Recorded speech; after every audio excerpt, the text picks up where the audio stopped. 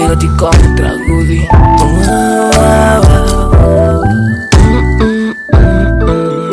Σ' αγαπάω. Σε ξέρω μια εβδομάδα και σ' αγαπάω. Σε σκέφτομαι όταν χέζω. Ήρθε η ώρα, παιδιά. Πρώτο επεισόδιο από μια σειρά podcast που ονομάζεται Poop Scoop. Εγώ είμαι η Φέη Τζόνας και στόχος αυτού του podcast είναι να συζητήσουμε και να ανακαλύψουμε σκέψεις, στερεότυπα γύρω από τα πούπι. Τι είναι τα πούπι τώρα? Καταλάβατε, θεωρώ οι περισσότεροι τι είναι. Είναι η ανάγκη νούμερο 2, όπως το λένε κάποιοι, ο σήμος, όπως το λένε κάποιοι άλλοι, με καλή φύση, όπως το λένε κάποιοι άλλοι. Θα τα λέμε πούπι από εδώ και πέρα, θα είναι το κωδικό μας όνομα. Τέλος. Τώρα, το Poop Scoop από πού βγήκε? Έψαχνα εδώ πέρα πώς θα ονομάσω το podcast, πώς θα το ονομάσω. Βρήκαμε πολλά λογοπαίγνια, αλλά τελικά επικράτησε αυτό, γιατί ήταν έτσι λίγο πιο παιχνιδιάρικο, παρέπεμπε στην Poop Scoop που όλοι ξέρουμε. Οπότε είπα να τα αφήσω έτσι για φαν. Και θα δείξω πώς θα πάει. Πολύ σημαντικό είναι να σας πω από την αρχή ότι προφανώς δεν είμαι κάποιος γιατρός εγώ εδώ που μιλάω, ούτε δίνω συμβουλές. Θέλω απλά να μοιραστώ έτσι προσωπικές μου εμπειρίες σαν ασθενής εισαγωγικά, ό,τι έχω μάθει μέσα από τη δική μου ζωή σχετικά με τα έντερα, με την ανάγκη μας να πάμε τουαλέτα και το πώς αυτό επηρεάζει τη ζωή μας στην καθημερινότητα. Αν κάτι που πω τώρα είναι λάθος σύμφωνα με την επιστήμη, δηλαδή αν με ακούσει κάποιος επιστήμονας και πω κάτι λάθος, εννοείται ότι μπορεί στα σχόλια να με διορθώσει. Είμαι ανοιχτή σε διορθώσεις και σε ό,τι λέω λάθος να μάθω τι είναι το σωστό. Έχω ψάξει αρκετά πράγματα ωστόσο και θα τα πούμε και στα επόμενα επεισόδια, έτσι θα εμβαθύνουμε περισσότερο. Τώρα, ποια είμαι εγώ? Εγώ είμαι η Φέη, είμαι 25 χρονών, είμαι από Θεσσαλονίκη και έχω ξοδέψει πολλές ώρες της ζωής μου στο να σκέφτομαι, να αγχώνομαι για το θέμα της τουαλέτας και είπα να ξεκινήσω αυτή τη συζήτηση έτσι με το φανταστικό κοινό μου, γιατί τα τελευταία χρόνια καταλαβαίνω όλο και περισσότερο ότι πολλοί άνθρωποι βασανίζονται σχετικά με αυτά τα θέματα και θεωρώ ότι είναι πολύ βοηθητικό. Τουλάχιστον εμένα με έχει βοηθήσει να μοιράζομαι τις σκέψεις μου, να παίρνω άλλες γνώμες και εμπειρίες. Κάπως με κάνει να ανακουφίζομαι, να παίρνω θάρρος να μιλήσω. Και ελπίζω να δώσω και θάρρος και σε εσάς, δηλαδή να αρχίσετε να μου λέτε τα δικά σας προβλήματα. Και γιατί όχι να έρθετε και να συζητήσουμε μαζί εδώ πέρα σε αυτό το podcast. Ας είμαστε ειλικρινείς, αυτό το θέμα που έχω πιάσει μπορεί ήδη να σας έχει ιδιάσει η ιδέα ότι θα ακούσετε κάτι τέτοιο. Ή να έχετε ξενερώσει ή απλά να αρχίσετε να το κορυδεύετε. Πραγματικά δεν με νοιάζει, θα σας πω. Γιατί άμα θες να τα ακούσεις ρε παιδί μου θα τα ακούσεις, κατάλαβες. Και ας γελάς, δεν με πειράζει. Θεωρώ ότι αν κάτσεις και τα ακούσεις, όλο και κάτι θα μάθεις. Πάντα μαθαίνουμε κάτι από εμπειρίες άλλων. Άμα δεν θες τόσο πολύ και σε ιδιάζει, πραγματικά δεν πειράζει. Θα τα ακούσει κάποιος άλλος που θα έχει όντως την ανάγκη. Για να αρχίσω να μπαίνω λίγο στο θέμα. Δεν θα σας πω την προσωπική μου εμπειρία από τώρα, την πούμε σε επόμενα επεισόδια. Θα μιλήσουμε έτσι για κάτι πιο γενικό. Σκεφτείτε πόσες φορές θέλατε να πάτε τουαλέτα και είτε βρίσκεστε στη δουλειά, είτε κάπου έξω και δεν θέλετε να χρησιμοποιήσετε ξένη λεκάνη ρε παιδί μου και κρατιέστε μέχρι να φτάσετε σπίτι, αυτό δεν κάνετε. Τελικά όταν φτάνετε όμως έχει φύγει, έχει πάει στα αυτιά, πίσω. Και εκεί ξεκινάει το αγαπημένο στούμπομα. Δεν λέω, σίγουρα υπάρχουν περιπτώσεις που προλαβαίνεις να πας. Δηλαδή το έντερο σου δίνει μια προθεσμία και σου λέει μέχρι 2 ώρες ρε παιδί μου προλαβαίνεις να πας. Μετά το παίρνω πίσω, δεν θέλω.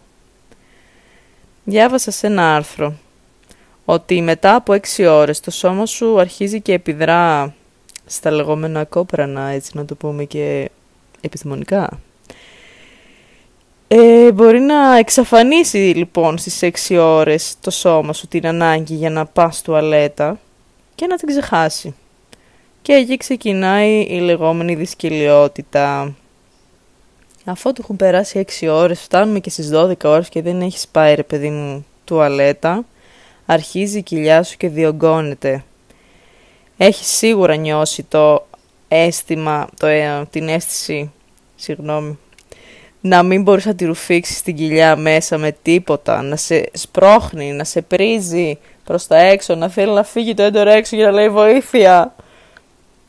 Και όσο τα κόπρανά σου σκληραίνουν, το παχύ έντερο μεγαλώνει και μεγαλώνει και μεγαλώνει. Και όταν θα έρθει η στιγμή να πας σε αυτή τη ρημάδη τουαλέτα, τότε δεν θα γίνεται με τίποτα ή θα γίνεται με τόση δυσκολία που θα πεθαίνεις είτε από τον πόνο είτε από το σφίξιμο, και εκεί είναι που συνήθως θα χρειαστεί να λάβεις ένα καθαρτικό, όπως το λέμε, κάποια βοήθεια για να πας στην τουαλέτα. Εγώ λοιπόν έτσι αυτό έκανα όταν ήμουνα εκεί γυμνάσιο. Ήρθα σε πρώτη επαφή με το γάλα μαγνησίας, το οποίο μου το είχε προτείνει ο γιατρός. Θα σας πω όταν έρθει η ώρα γιατί μου το είχε προτείνει. Και πίστευα ότι αυτό, ρε παιδί μου, θα με σώσει. Έπινα έτσι πριν κοιμηθώ το βράδυ 1 με 2 κουταλιές. Τι είναι το γάλα μαγνησίας? Είναι ένα λευκό υγρό που έχει υφή και γεύση κάπως σαν σίδερο. Σαν να έτρωγα το κουτάλι ήτανε. Είναι το κλασικό καθαρτικό, το οποίο ουσιαστικά είναι υδροξίδιο του μαγνησίου και δρά στο έντερο, πώς θα το πω, προκαλεί κίνηση στα έντερα, δηλαδή το βοηθάει να κινηθεί,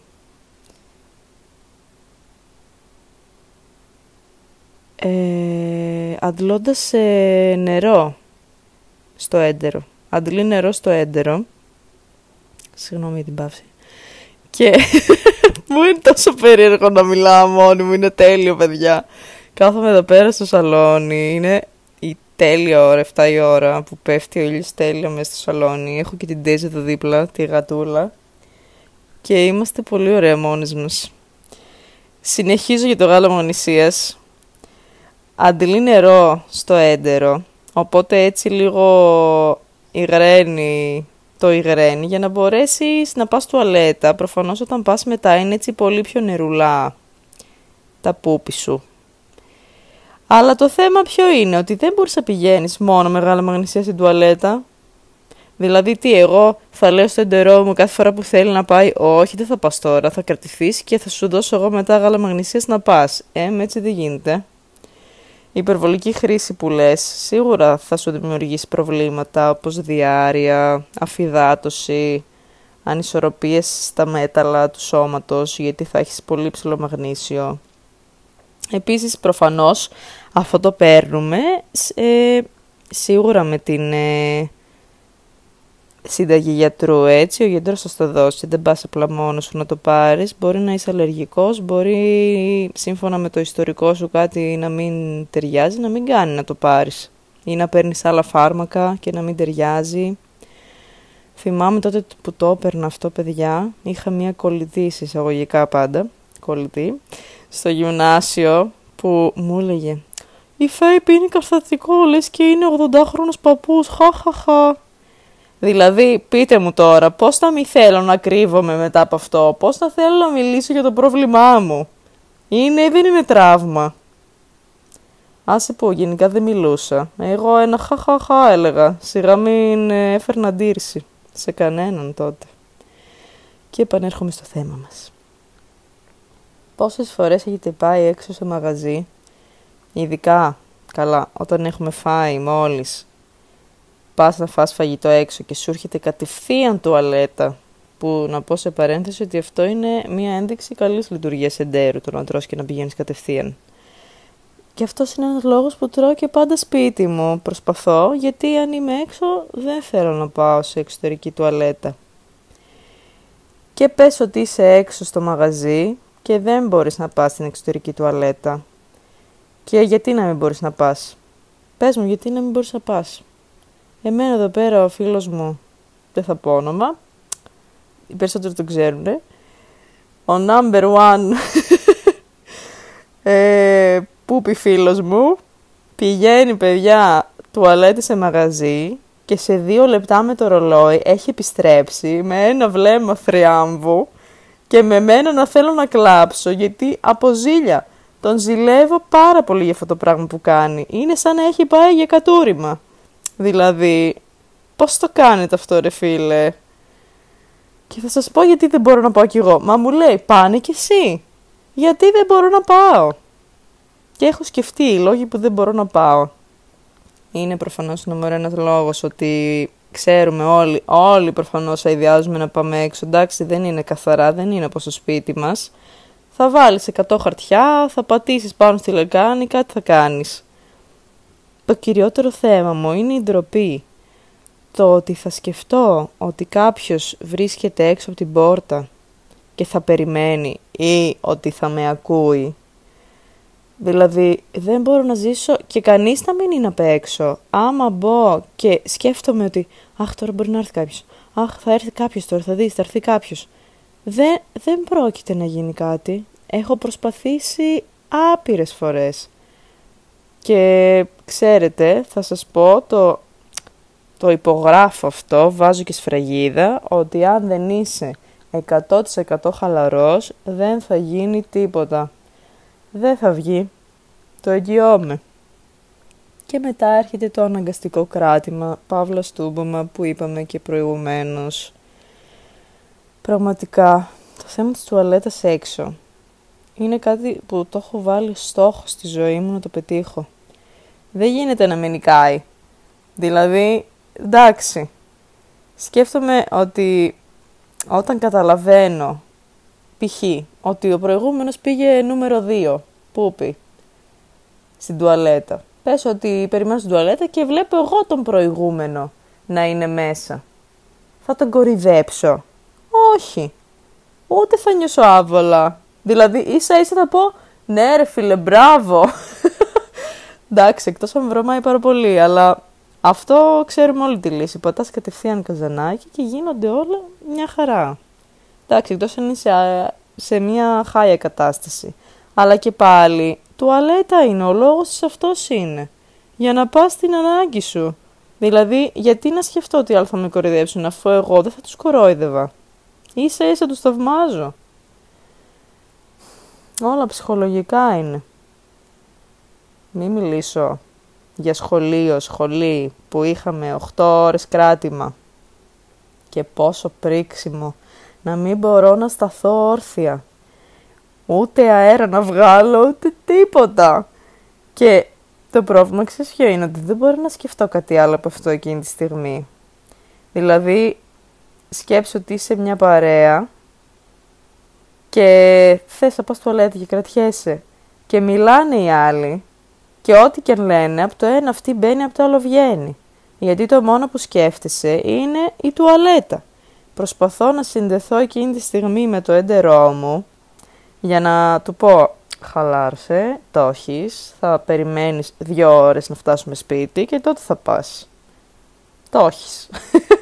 Αλλά το έντερό μου προφανώς να μην ακούει. Και εντάξει, να μου πεις, οι συγκεκριμένοι φίλοι στη σχολή και έτσι δεν είναι τόσο κοντινοί, τουλάχιστον οι δικοί μου, ας πούμε, δεν ήταν για να πεις ότι θα τους πω τον πόνο μου, ρε φίλε, θα τα βγάλω από μέσα μου, τους πω, ξέρεις τι, θέλω να πάω τουαλέτα και δεν μπορώ να σκεφτώ τίποτα άλλο, μη μου μιλάς. Αυτά μπορώ να τα πω στον κολλητό μου, ας πούμε, αλλά δεν μπορώ να το πω σε κάποιον έτσι της σχολής φίλο, κατάλαβες.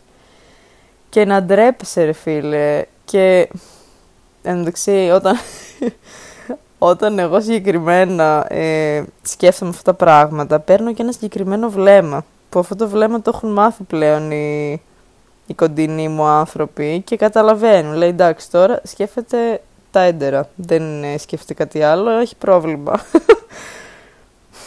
Έχω ακούσει επίσης από άλλους φίλους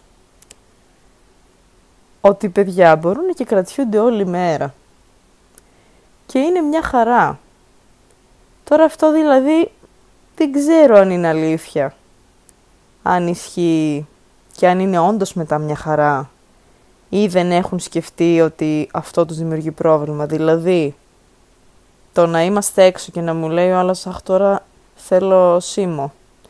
Και λέω «Πάνε ρε παιδί μου, μην τα αφήνεις», τους λέω.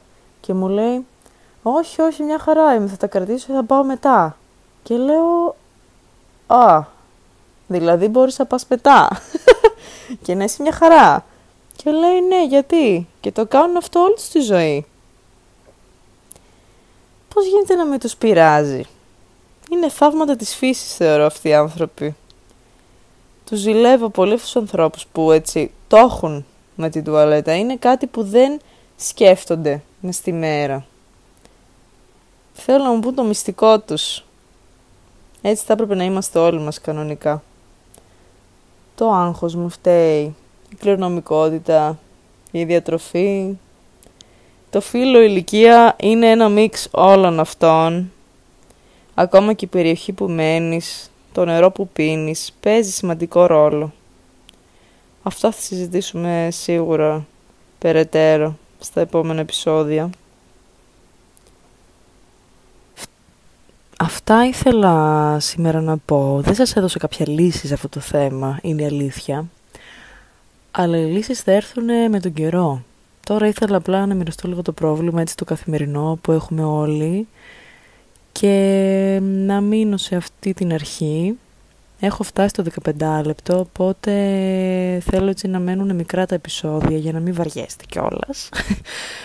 Και θα τα πούμε σε επόμενα επεισόδια, έτσι πιο λεπτομερώς.